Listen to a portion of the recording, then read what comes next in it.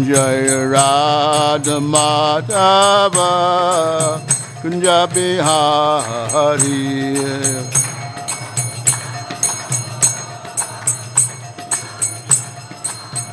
Jaya Radha Madhava Kunja Bihari.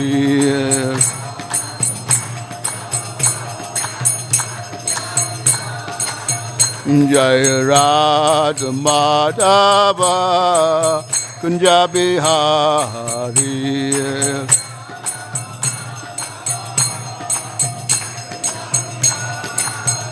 Jaya Sri Krishna Caitanya Prabhu Nityananda Sri Advaita Gadadhar Srivasa-dingo Bhakta Vrinda.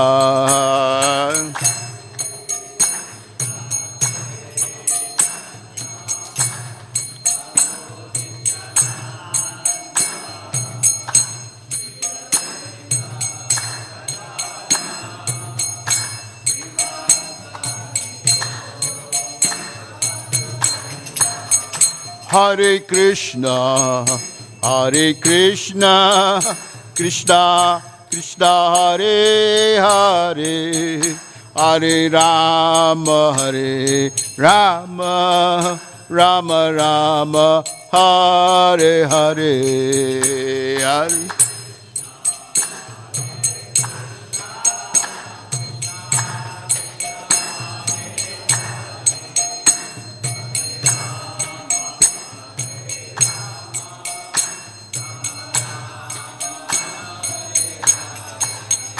Hare Krishna, Hare Krishna, Krishna Krishna, Hare Hare, Hare Rama, Hare Rama, Rama Rama, Hare Hare.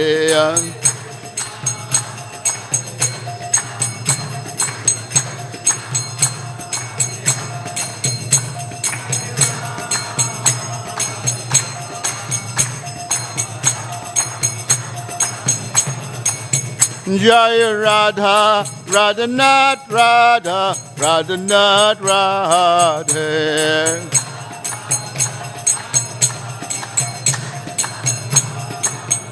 Jaya Giri Govardhan, Giri Govardhan, Giri Govardhan, Jaya Giri Govardhan.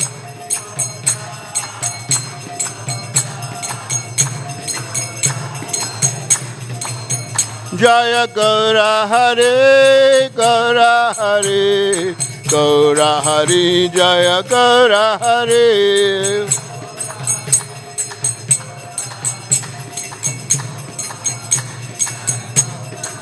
Nitya Gaura Haribo, Haribo, Haribo, Gaura Haribo.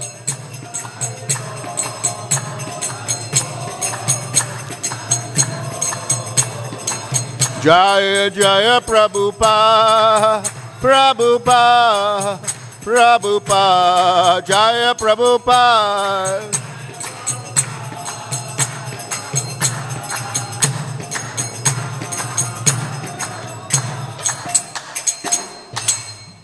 Go Premanandi, Sri Sri Radhanath ki, Sri Giriraj Govardhan ki, Sri Gauranga Mahaprabhu Gaur Hari ki, Sri Panchatattva ki, ISKCON founder Srila Prabhupada ki, Grantharaj Chaitanya caritamrta ki, Srila Krishnadas Kaviraj Goswami ki, Srila Prabhupada's transcendental purports ki.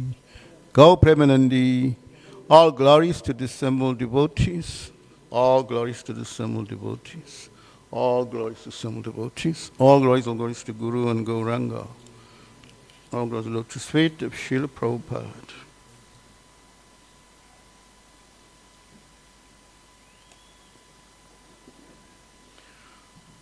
Hare Krishna, thank you all for attending this morning's Chaitanya Charitamrta class. We're reading from text 61 right up to 64, according to the instructions I was given.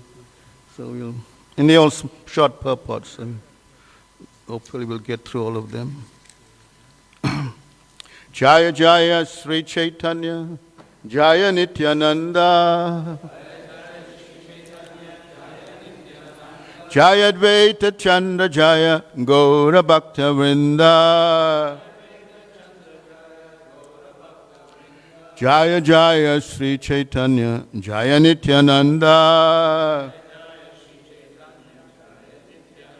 Jaya Advaita Chandra Jaya Gaura Bhakta Vrinda, Jaya Jaya Sri Caitanya, Jaya Nityananda, Jaya Advaita Chandra Jaya Gaura Bhakta Vrinda.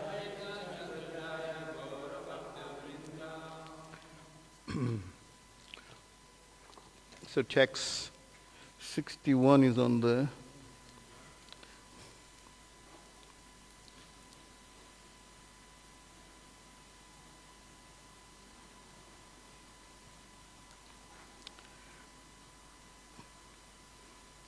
Ishvara Swarupa Bhakta Chandra Adhisthana Bhaktara Hridaye Krishnera Vishrama Satata Vishrama Ishvara Swarupa Bhakta Tatra Adhisthana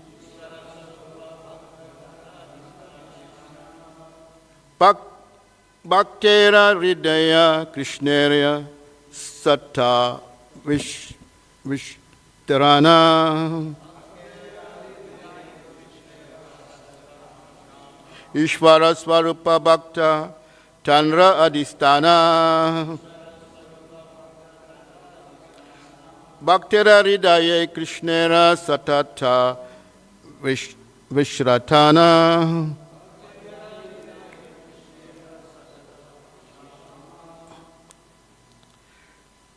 A pure devotee constantly engaged in the loving service of the Lord is identical with the Lord, who is always seated in the heart. Purport. The Supreme Personal Godhead is one without a second, and therefore He is all-powerful. He has inconceivable energies, of which three are principal. The devotee is considered to be one of these energies, never the energetic. The energetic is always the Supreme Lord.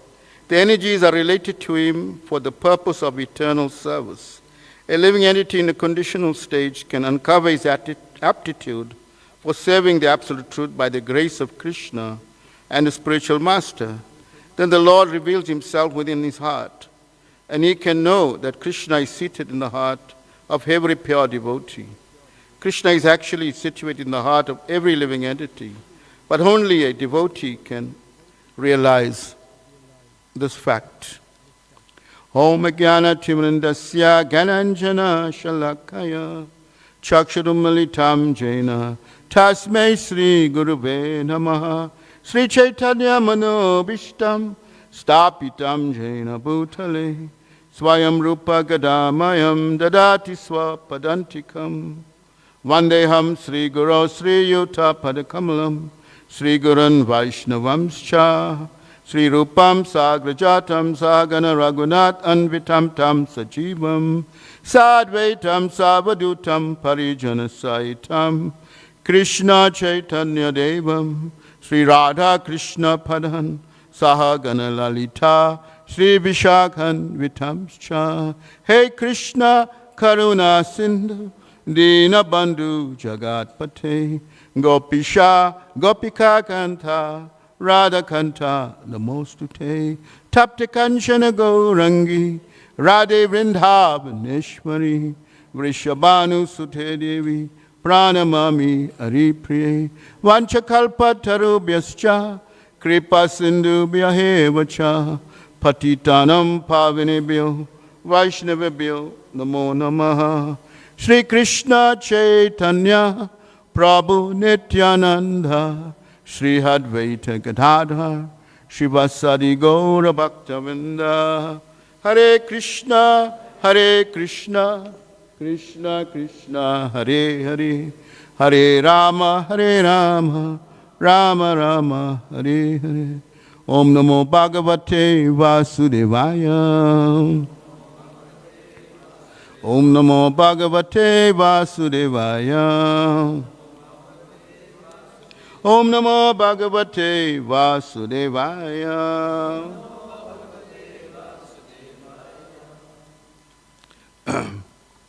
So the Krishnadas Kaviraj Goswami describing the nature of a pure devotee and how he is situated in the realm of Krishna consciousness and within the energies of Krishna. And here is described that the Lord has three principal energies. Of course, we know the Lord has multifarious energies, or variegated, as described in the Svetasvatara Upanishad. Prasta Shakti Vividena Nasuyate. The Lord has multifarious energies. But the three principal energies are described as is spiritual energy, is marginal energy, and is external energy, which is or sometimes referred to as the separated energies, or Binna Prakriti, like it describes his energies in the 7th chapter Bhagavad Gita. Bhumi Rapo Nalo Vayu Kam, Buddhi Ahankar, mind, Mana, Buddhi, Ahankar, mind, intelligence. These constitute my separated energies. That means they are not separated in the sense that they are not conscious. They are inert or dead matter, which only comes alive when he describes in the next verse is superior energy, which is us. So the nature of the living entity is described as Tatastha Shakti, as Lord Chaitanya Mahaprabhu outlines. Krishnera Nitya Das, Jivara Swarupai Krishnera Nitya Das, that he is eternally servant of Krishna. Then he goes on to say, Krishna Tatastha Shakti, that we are his marginal energy. Krishna Tatastha Shakti, Beda Ha Beda. Beda Ha Beda. It's inconceivable how we are one and we are different. Beda Prakash. We are manifested as inconceivable, one and different. That we are, although we are spiritual, we are Brahman, the Brahmasmi, I am spirit, but is also Para Brahman, which the Mayavads cannot understand, cannot relate to Para Brahman. They think we are all God and us, we are all one, we are Brahman. And so Lord Chaitanya clarifies that we are inconceivable, one and different.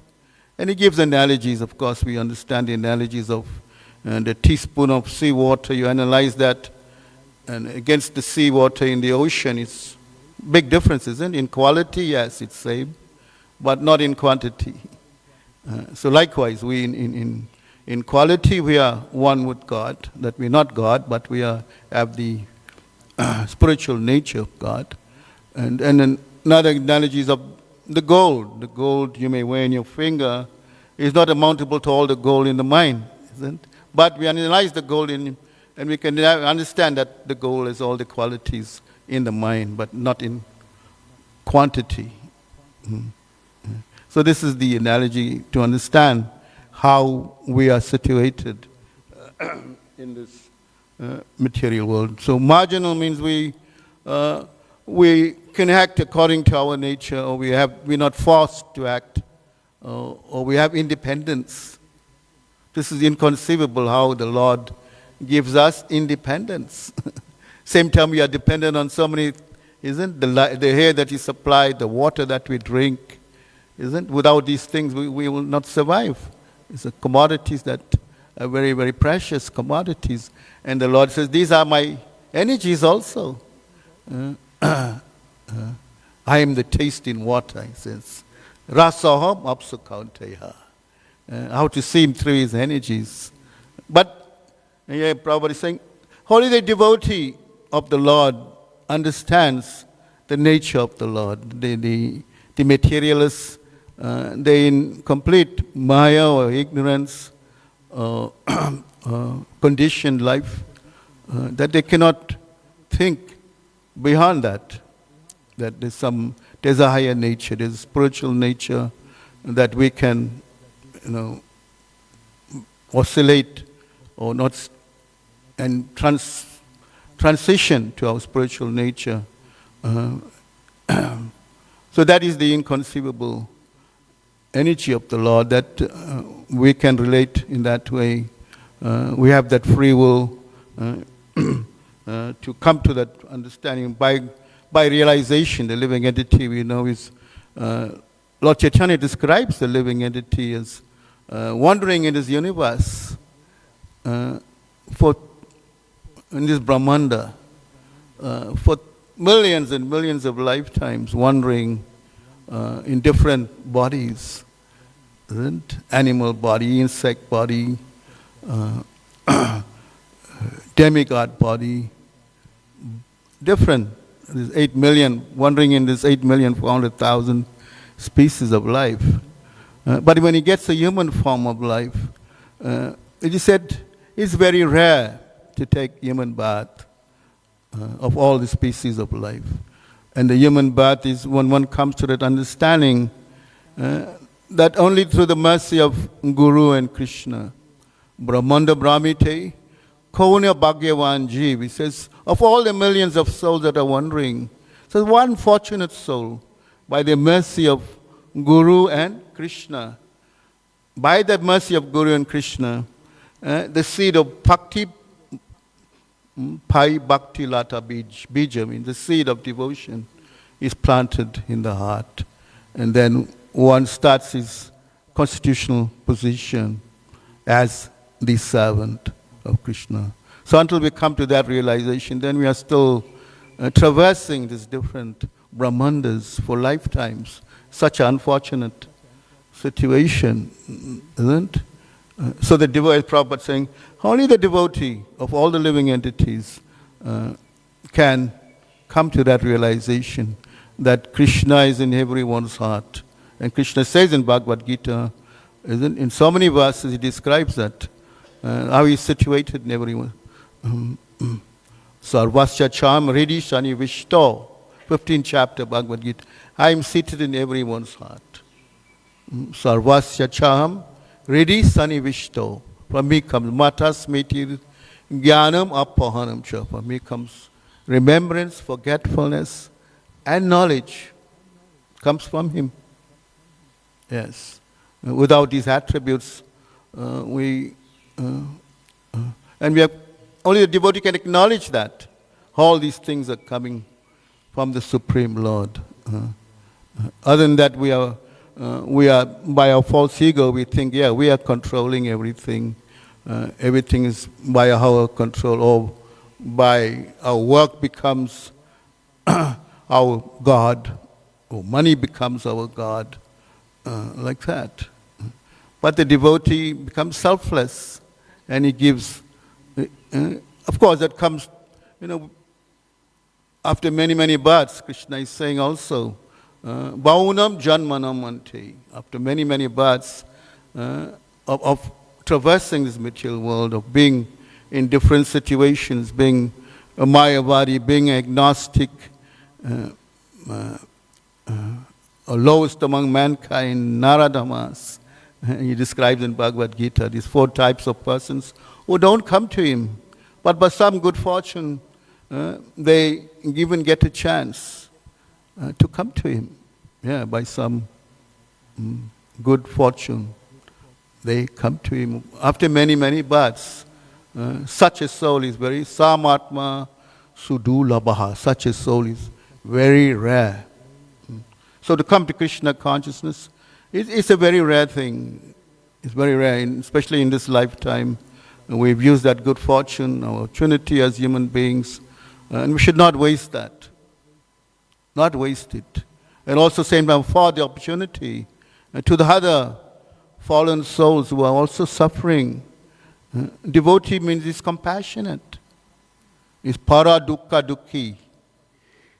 Para dukkha dukhi means he feels pain when he sees suffering. It pains him. Whereas the materialist will see people suffering and I'm glad he's not in my family, it's not me. He'll tend to, in a condescending way, run them down like that. It's their karma, you say. But a devotee doesn't see like that. He sees, because he knows he's been through that situations. You know what suffering is. And that real suffering is not because of poverty or some other economic issues. No, it's our ignorance of ourselves and our connection with the Supreme Lord. That is our forgetfulness. We forget that. And then devotee comes to remind us through the scriptures, through the spiritual master. And therefore we pay homage to the Guru who gives us such knowledge that we can also escape this material world and become liberated. Liberated in a sense means we become free from material life, but we don't just stay static. No, devotee engages, uses all his energies, all his his talents, or his in the service of the Lord. In the service of the Lord. That is devotee. So we go on to the next verse, 62.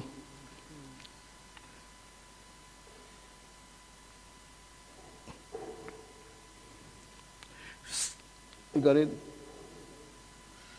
Sadhavo hridayam mayam sadhunam hridayam tvaham madanyatuna jananti naham tebyo managapi. I'll read the translation in the purport. Saints are my heart, and only I am their hearts. They do not know anyone but me, and therefore I do not recognize anyone besides them as mine. This verse is from the Srimad Bhagavatam. Prabhupada's purport appears in Srimad Bhagavatam, Canto 9, Chapter 4, Text 98, in connection with a misunderstanding, this famous pastime between Durvasa Muni and a great devotee of the Lord, Ambarish Maharaj. This is 9th canto. Yeah. As a result of this misunderstanding, Durvasa Muni tried to kill the king. When the Sudarshan Chakra, the celebrated weapon of Godhead, appeared on the scene for the devoted king's protection, when the Sudarshan Chakra attacked Durvasa Muni, he fled in fear of the weapon and sought shelter from all the great demigods in heaven. Every one of them was unable to protect him. And therefore, Durvasa Muni prayed to Lord Vishnu for forgiveness. Lord Vishnu advised him, however, that if he wanted forgiveness, he had to get it from Maharaj Ambarish, not from him. In this context, Lord Vishnu spoke this verse. The Lord, being full and free from problems, can wholeheartedly care for his devotees. His concern is how to elevate and protect all those who have taken shelter of his feet. The same responsibility is also entrusted to the spiritual master. The bona fide spiritual master's concern is how the devotee who have surrendered to him as a representative of the Lord may make progress in devotional service. The Supreme Person of Godhead is always mindful of the devotees who fully engage in cultivating knowledge of him, having taken shelter of his lotus feet. So this pastime highlights the of aparad, what is the consequences of one commits Vaishnava aparad. It's a graphic case of Vaishnava aparad by Durvasa Muni. Durvasa Muni is a very, very powerful mystic yogi, and is also the partial expansion of Lord Shiva. Therefore, not Shiva's nature, he gets pleased and he gets easily angry also.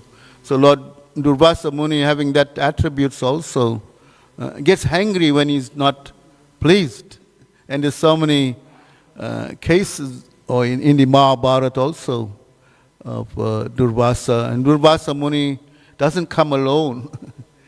He travels with 60,000 of his followers. And he comes unannounced. Imagine somebody comes to your house unannounced and they want prasadam. And if you don't, and then they have, you under intimidated. So this is how he had the intimidating, the fear of repercussions of what, when one does not fulfill the desire of Durvasa Muni. And here we see, the story goes that Ambarish, being a devotee of the Lord, was observing Ekadasi. And the time came for him to break his fast after his ablutions. And at the same time, Durvasa Muni appears on the scene, unannounced. And word got to Ambarish Maharaj that you have visitors, and he's not an ordinary visitor. So Ambarish was in a quandary. What should he do? So he, should he break his fast or not break his fast? Because fear of, offending his guest. So so he took water, breaking his fast with what is considered breaking and not breaking, in a sense. Yeah. So Durvasa, by his mystic power, he realized that he's been offended by his host. And immediately in his anger, he tore a piece of hair from his, and he threw it to the ground, and he invoked one terrible demon. And he set this demon to go and kill Ambarish. He was so angry. And this demon was about to attack. But the Lord, as we say here, the Lord is always there to protect his devotee. And the Lord was witnessing this situation, and immediately he summoned his chakra, his Sudarshan chakra, to kill this demon immediately, to protect his devotee. The Lord will go to any lengths to protect even break his vows. Like we know in the case of Bhishma and Arjuna in the battle of Kurukshetra, the Lord, he broke his vows, isn't that he would not fight in the battle, but to save his devotee, he will break his vows, because that's how elevated the devotee the Lord sees the devotees in that light, very elevated soul, very surrendered soul. So when the chakra, as soon as it killed this demon, it immediately went for Durvasa Muni, and Durvasa began to flee. With the scorching heat of this chakra was almost, and he was going all over the universe, running to the demigods, Lord Shiva, Brahma. No one could help him. Eventually he ends up in Vaikuntha, and he goes to Vishnu and he offers the obeisances. And he prays to Vishnu to protect him from this chakra. Then Vishnu, he advises him, yes, I cannot forgive you. You have to go to that person that you offended. And then Durvasa, he says he had to eat humble pie. He was such a proud arrogance, like being such a powerful yogi, whereas Ambarish Maharaj displayed the qualities of a Vaishnava: humility, tolerance. And these are the hallmarks of a Vaishnava, as Lord Chaitanya explained. Trinada pisuni chaina, tarapi saisna, amanena manadena kirtanya sadahari. In Bhagavad Gita also the Krishna outlines 20 items, or more than 20 actually, of knowledge. And the first is amanitvam. Amanitvam means humility. First item in that of knowledge is humility. And Prabhupada, it translates that humility as not to have the satisfaction of being honored by others. That is humility. Not to have the satisfaction of being. Generally we want praise, isn't we? Even as devotees, we did so many books. We want some recognition or how many plates of prasadam we distributed or whatever, how nice we cooked. We want to hear some, get carried away like that. So devotee means is not to have the satisfaction of being honored by, in the material world it's like that, you do something, you want to be feted, a statue built of you, some, isn't, or put in the headlines, newspapers, I did this, I did that. But devotee, humility, not to have the satisfaction of being honored by others. So Ambarish conquered, just by his humility, he conquered this big, powerful demon, just by his humility. And this is very important for devotees. Also that humility begets humility. When we have that quality of humility, then even if somebody is very aggressive, we will take out the best quality in such a person. Just by our humility. Or they say violence begets violence. You have a violent nature, then naturally you will invoke violence from other people. It's just natural. It's the nature of things. Violence begets violence. Humility begets humility. Even if somebody is very violent. We know we have confrontations with people when we go out on the street, Harinam, book distribution. One day I was doing books in Joburg, in a busy street in Hillbrow, and this white gentleman in a double-decker bus, those days they had double-decker buses. He actually got out of the bus and he was spitting at me. He was spitting at me. Like I was some vermin or something. He's seeing me like that. And I just laughed it off, You'll get people like this. So sometimes they'll come and attack you. They attack. So devotee is always in precarious situations, but the Lord is always there to protect them.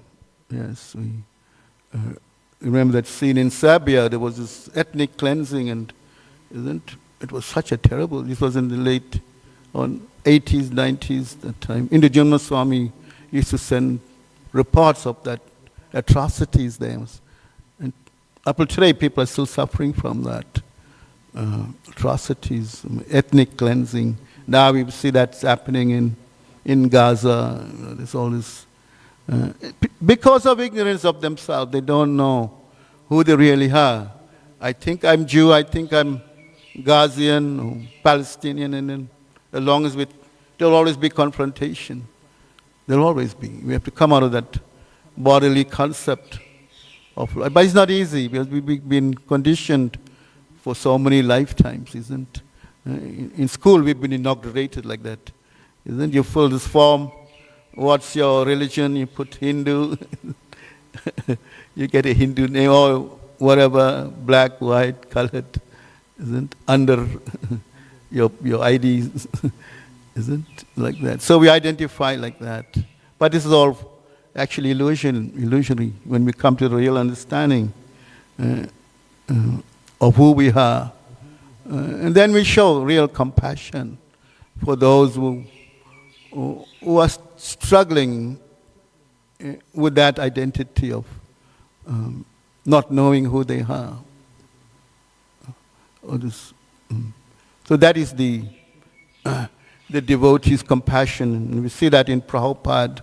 Also how he displayed such compassion to the West, in the Western world, associating with in the Bowery with delics, isn't? Dope heads and drunkards and those living off the streets, and sometimes he was attacked. He had his dictaphone stolen. He was even attacked once. He had to flee from that place. But still, he did not kill his spirit of what his mission was to spread Krishna consciousness, because Krishna was protecting him. So we keep that same momentum of following in the footsteps of these great Mahajans. Yeah, these are all great Mahajans that we follow and we see. To develop humility, it's a wonderful quality, isn't it? And to give up this false ego. We cannot give up our ego. Our ego is who we are. But false ego, that's one of the last vestiges to live. We can give up meat eating, intoxication, illicit sex, isn't? But the deeper things that are entrenched deeply, lust, anger, greed, envy, madness, these are very difficult. Therefore, the spiritual master is there to guide us, to extricate all these anathas by our relationship with therefore we need Guru for that purpose. We need it's axiomatic truth. We cannot escape that. Prabhupada said it behooves one to accept a spiritual master. It behooves, he uses the word, behooves one. Everybody, especially in the human form of life, at some point must accept a bona fide spiritual master to take him out of that, all these anathas that we have, and make us perfect. It's a transition. Krishna consciousness is like a transitioning, gradual process of purification. And sometimes we have to go through that. Tolerance. Like they always give the analogy of diamonds. When diamonds are found, they have no value. They're full of flaws, isn't? But when they put them in an oscillating machine and very fast revolution, that all those diamonds, by rubbing against each other, they become flawless. And a flawless diamond is worth lots of money, isn't it? It becomes such an expensive, rare commodity. Not everybody can buy diamonds. So devotees compared like that, he may go through transitioning, isn't? But the association must be there. We have to go through that. Sometimes we have to accept this tolerating others. Like you can't tolerate others, then now you want others to tolerate you, isn't? So we have to learn. Therefore, living in ashram is not easy. It is not easy. It's not. Because you're dealing with different personalities coming with different mindsets, carrying different baggages. But they're coming for one thing, to get Krishna consciousness. Like you go to a hospital to get cured. There's different patients with different ailments, and the main is that I want to get cured. So coming to Krishna consciousness means we want to get cured from the material disease. Prabhupada calls it melancholy, a kind of madness. Melancholy. We all are suffering from that melancholic forgetfulness of our identity. Yeah. So humility. Let's go on to the next, 63.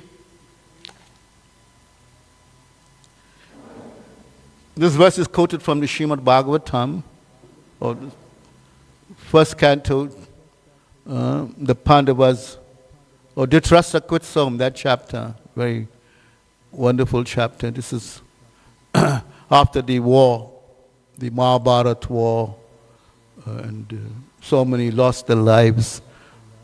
All of Dhritarashtra's sons are killed. All 100 sons were killed. And Dhritarashtra the irony is that he's staying in the house of the people that he wanted to kill. The sons of the Pandu, they overlooked all his atrocities that Mama, this is my uncle, and they were taking him, looking up like a guest. And he was lapping it up. Till Vidura comes. Vidura is the half-brother of Pandu and Dhritarashtra. And at some point he left the house. He was living with the Kauravas. And because he was insulted by Duryodhana many times, Duryodhana called him very insulting, derogatory terms, and he could not bear it. He just left. Because also he had affinity for the Pandavas. And Duryodhana would call you a spy. You're living in our house, but your loyalties are with the like that. He very insultingly, and he just couldn't take it, and he left. But in that time, he went on pilgrimage, and he was going to all the holy places. So he's coming back very fired up, isn't he? He's coming back, and he's coming back for one thing, to sort Dhritarashtra, do a clinical, and he, in the Bhagavatam describes how. But this verse here describes Yudhishthira's, how he's receiving this wonderful devotee, Vidura, Mahatma, it's called Mahatma Durava.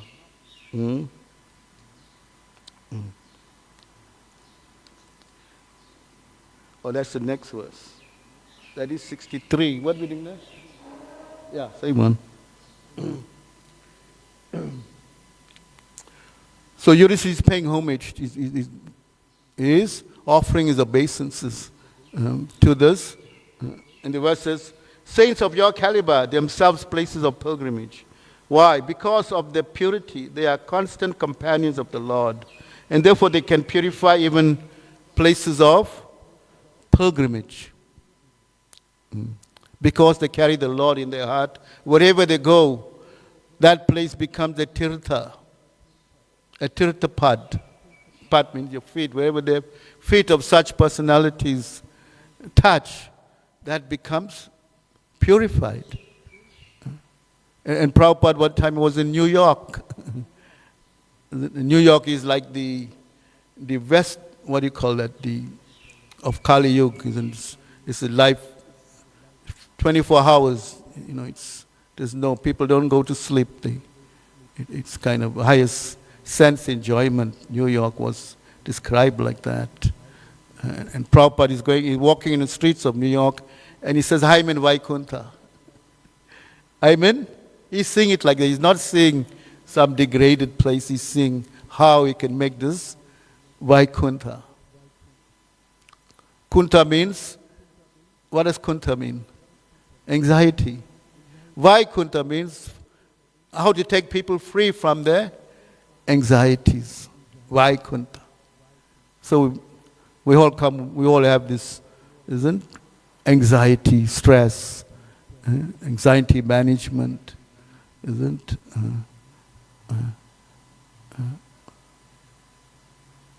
so Krishna consciousness helps us to facilitates to take us out of that. Although doesn't mean we get free from it. We can have spiritual anxiety, yes, how we will do our service, how we will dress the Lord, how we will distribute books. This is a good anxiety, is it? But when we're thinking of something nothing to do with Krishna, then that is something that's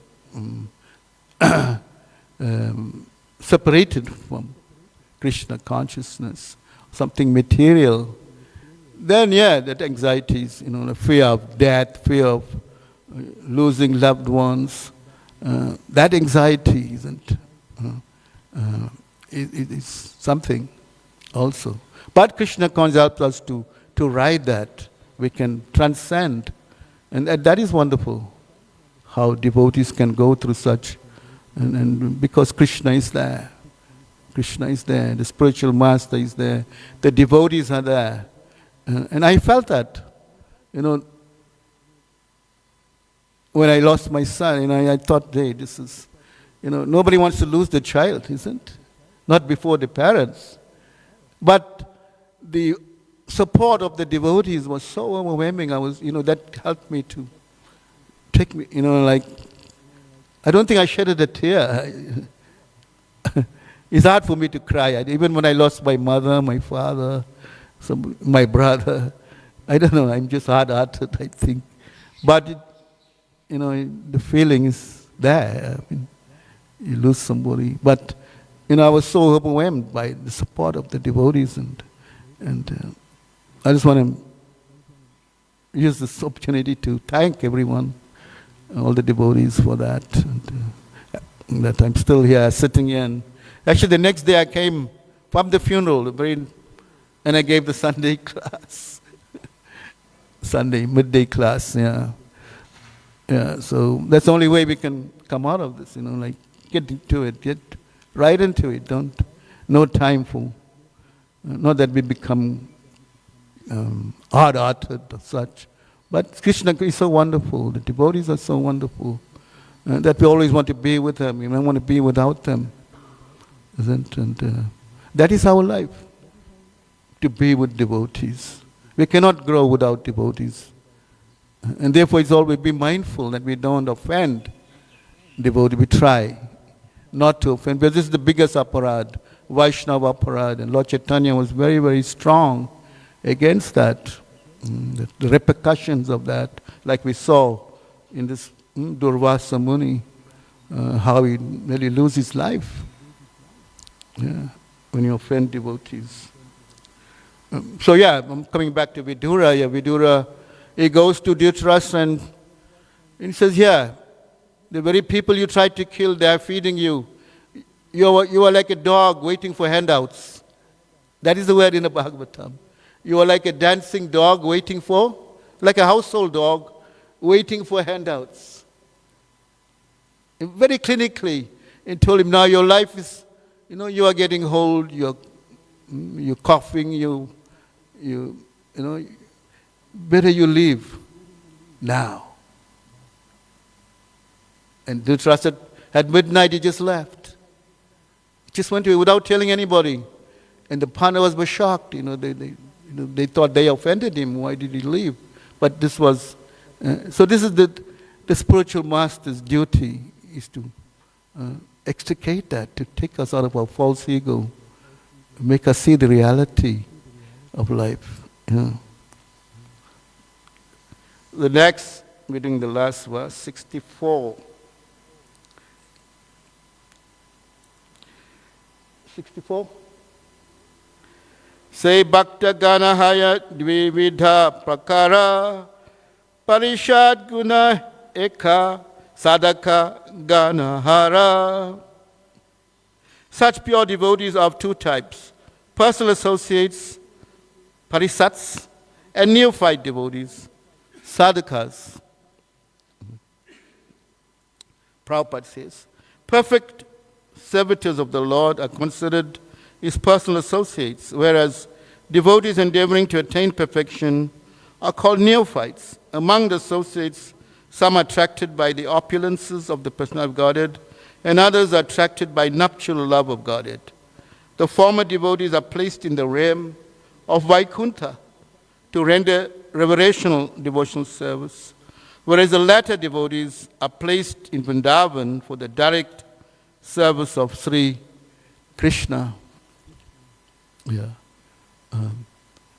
So there's a contrast in Bhabs, isn't the Aishvarya means people attracted to God because of his opulences, isn't? And the other mood is that of Kevalya Bhakti, like Mother Yasoda and the cowherd, those residents of Vrindavan. They did not see Krishna as God. They don't see Krishna as God. They see him as just a little boy running around barefoot, isn't? Stealing butter, playing with the cows, playing in the Jamuna with his friends in different moods, fighting demons. Isn't? So many demons came. Kamsa was sending like that. But outside of Vrindavan, in Dwarika, Krishna is in a different, the mood is different. He's worshipped in the mood of Aishwarya. Like also we dress the deities in that mood also, Lakshmi Narayan, in that mood of Aishwarya, opulence, isn't it? Opulence. But same time we develop our nature of loving cooking for the Lord, in the mood of Mother Yasoda, mood of Radharani. Not that we are imitating them, we are following in their footsteps. And it's the difference is in the mood of following in their footsteps. Not imitate. Nobody can be Mother Yasoda, nobody can be Radharani or come to that level. They are unique in their eternal positions of servitude to the Lord. But we are following in their footsteps. Anugas. Raga Anuga means to follow. There is Raga Anuga. We are Raga Anuga Bhaktas. Oh yeah, it's a sadhaka means we are practicing to become Raga Anuga. Sadhaka means we have to go through some kind of what should I say? What's the word? Help me. What?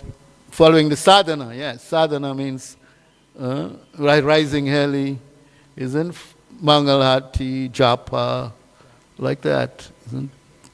Hearing Bhagavatam. These Prabhupada gave a very nice sandwich program for us to follow, that we can come out of that situation of yeah, sadhaka means one is practicing Krishna consciousness. Yeah, it was neophyte. Of course, we learn of different levels of devotees. Devotees on the highest level, the Uttama Bhakta, the Madhyam Bhakta, and the Kanishta. Kanishta means a neophyte. The neophyte is described as he has no faith. His faith is very pliable. This is how it's described. His faith is pliable, means that today he can be here, tomorrow he'll be in the mosque, the other day he'll be in some Hindu temple. Isn't this? His faith is very pliable, according to whoever influences him. Same time he thinks he knows everything. He knows, he doesn't have to hear.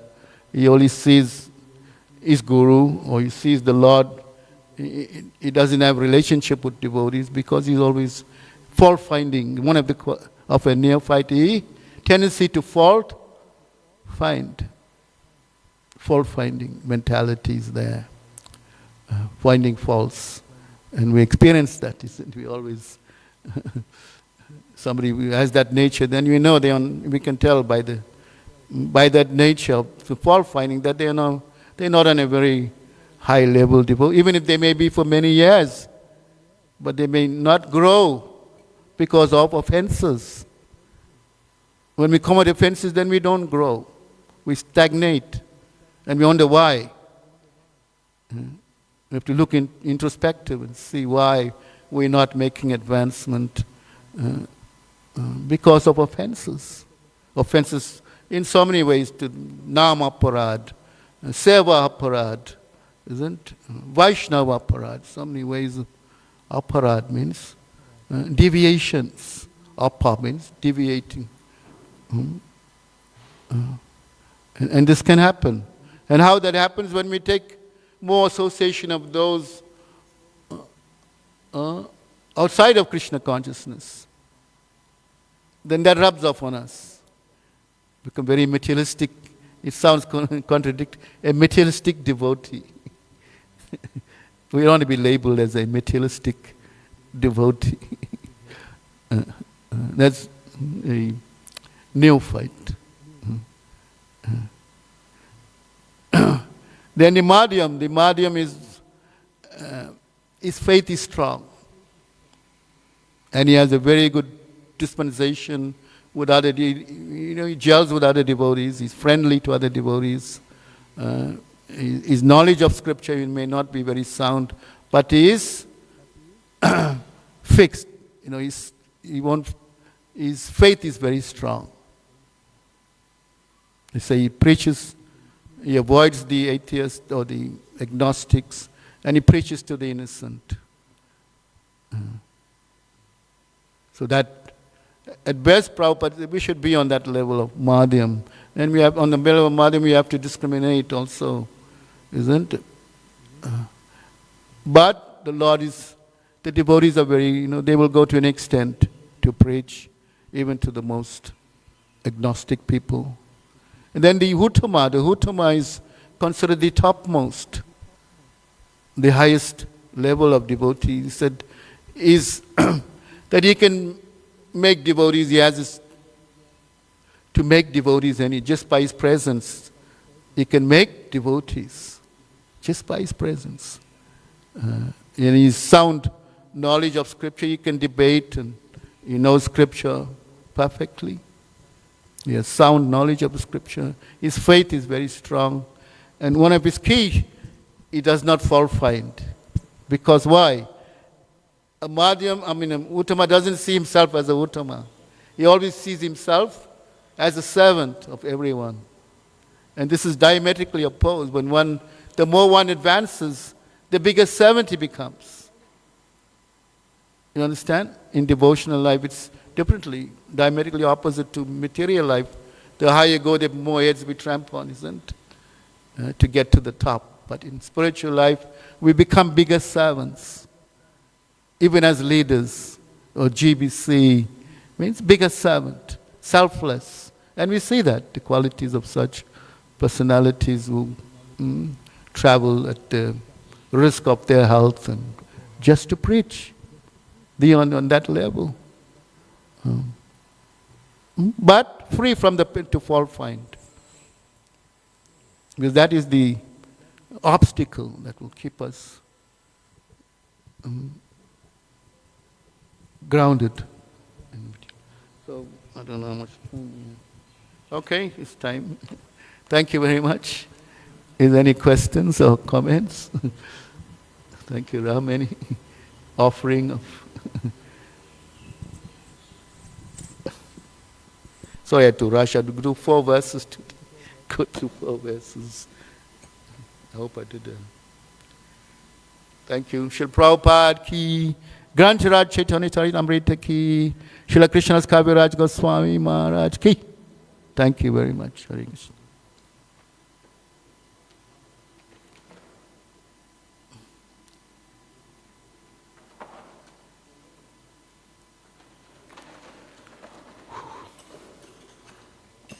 Hot here, man. Hot seat.